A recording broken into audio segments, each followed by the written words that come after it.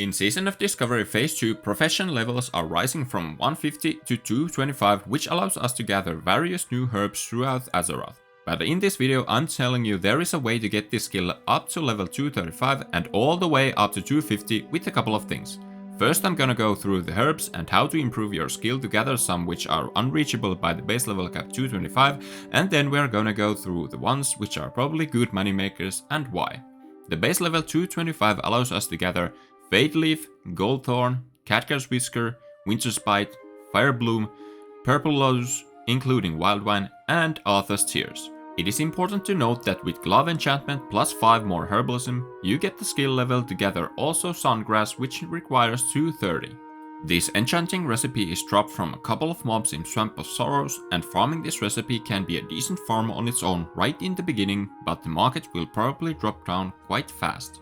Now there is a way to further increase your skill plus 5 by getting the Herbalist gloves, which can be hard to come by at Horde side in theory. This is because the leatherworking recipe can only be bought from a single vendor, which is an Alliance NPC in Ashenvale. Now this recipe can be sold in the neutral auction house, which allows Horde players also to get it. Although, at least in my server, there are the pattern and some gloves in the auction house at the Horde side also, so maybe Alliance gatekeeping this ain't a real thing, or they haven't realized that it will lead to more competition in the phase 2 for blindweed farming, since then all races not just Tauren at the Horde side can gather blindweed, which requires 235 skill. Now there is a possibility Horde side cannot get their hands on this glove recipe. Go check your auction house and tell me in the comments if there is no gloves or the pattern at Horde side available.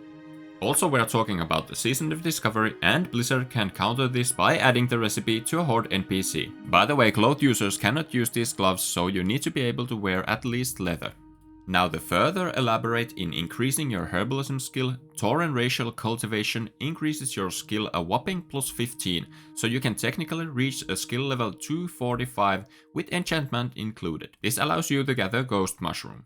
Now if a Horde Tauren gets all these, the plus 5 gloves, the plus 5 enchantment and the plus 15 racial bonus, you get your skill to 250 and it allows you to gather Grum's Blood. Now since this is only doable as a Tauren on Horde side, it can be possible that Grum's Blood will have the minimum Herbalism requirement level higher than 250 when the servers are going live the February 8th.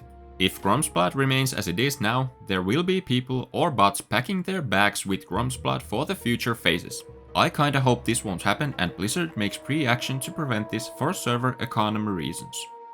Next, let's talk about which of these new gatherable herbs might bring you the best profit and where you should farm them. Note that this guide does not include the economy effects of any new recipes that might require the more non-usually wanted herbs at this point, since we lack the information about new profession tweaks in phase 2. But if something new comes out, I'm going to be making a guide for it, so hit that subscribe button to not miss out on the possible new updates on herb farming.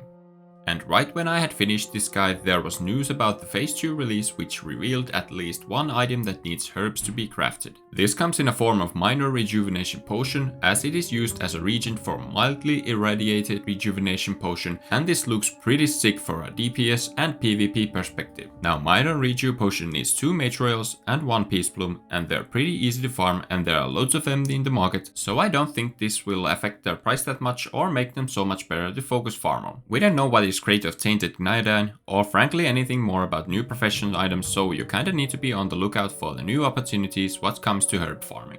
Now let's go through the ones that are most likely to be good moneymakers no matter what. What you see is my tier list of the new gatherable herbs. Note that Tauren have had the opportunity to herb Fade Leaf and Goldthorn already, but I'm still going to count them into new gatherable herbs list.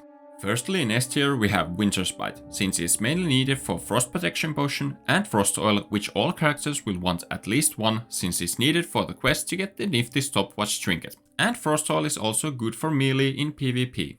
Now Winterspite can only be farmed via Herbalism in one area of the whole game, the Alderac Mountains. Be sure to iron your PvP pants before you go farm some Winterspite, since it's very contested area in a PvP server.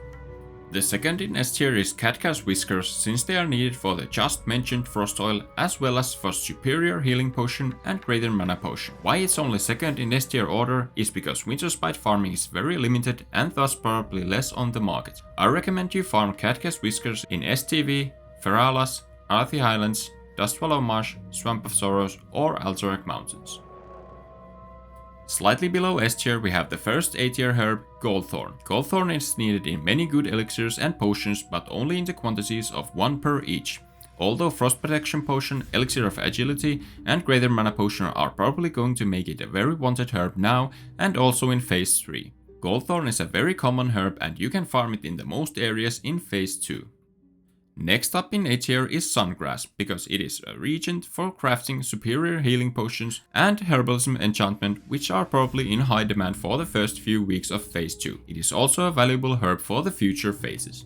Sungrass is most commonly gathered from Feralas, Ashara or hinterlands.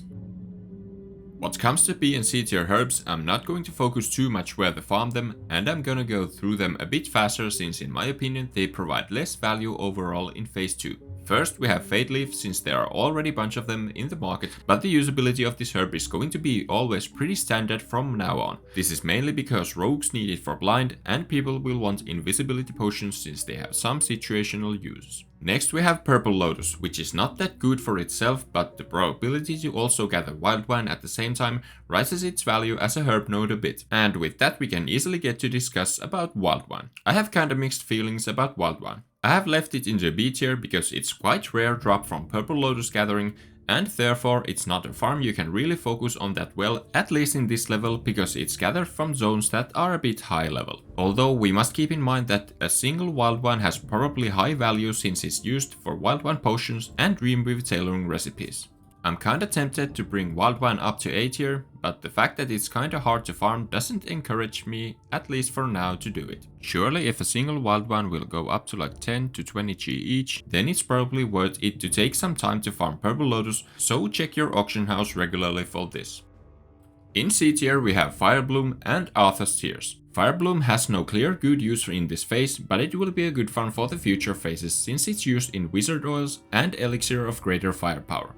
I ranked Arthas Tears as worst of all herbs simply because it's not a regent for any good recipe now or in the future phases. Don't really bother with it. In S tier for future phases we have some herbs that can be gathered now with the Herbalism skill increase tips I gave you in the beginning of this video, but they have no use in Phase 2 since no profession can use them at this moment. First we have Gromsplat, because it will be in high demand for future phases and probably be sold for quite a good gold in the future, but I wouldn't use my time farming this right now from the get-go in Phase 2 since you cannot reliably turn it into gold yet. You can of course do this if you wanna prepare very early on for the next phases. Ghost Mushroom and Blindweed will be used as a regent for alchemy recipes from skill level 235 onwards, which is now unreachable, so they kinda drop to the same category as Gromsplat. Not used for right now, but very much in the future. Now that we got through the list, you might be thinking how to farm these herbs most efficient since many of them are gathered in same zones, but before we get to optimal farming zones and routes, I wanna add herbs that were already gatherable at professional level 150 as in Phase 1, but are still valuable in Phase 2 also. Into S tier I'll bring Strangle Kelp, since it's needed for free action potions throughout Classic as well as for Nature Protection Potion and Elixir of Agility. Don't know how many elixirs of Coalescent Regret will be needed after Phase 1, probably very few, but this herb will keep its value long time.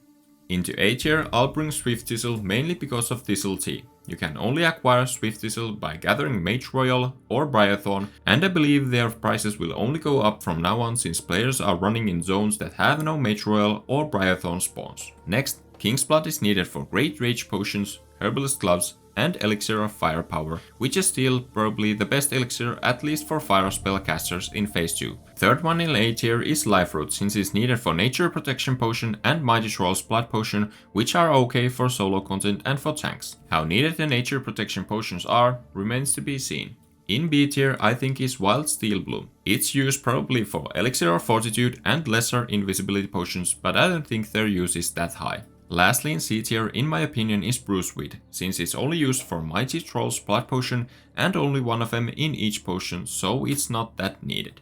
Okay, so how I would farm herbs all in all, or what route exactly, is kinda dependent on if Strangleton Vale is really a place to go or not. This relies heavily on the PvP event because it can get very crowded out there and therefore be impossible to farm really.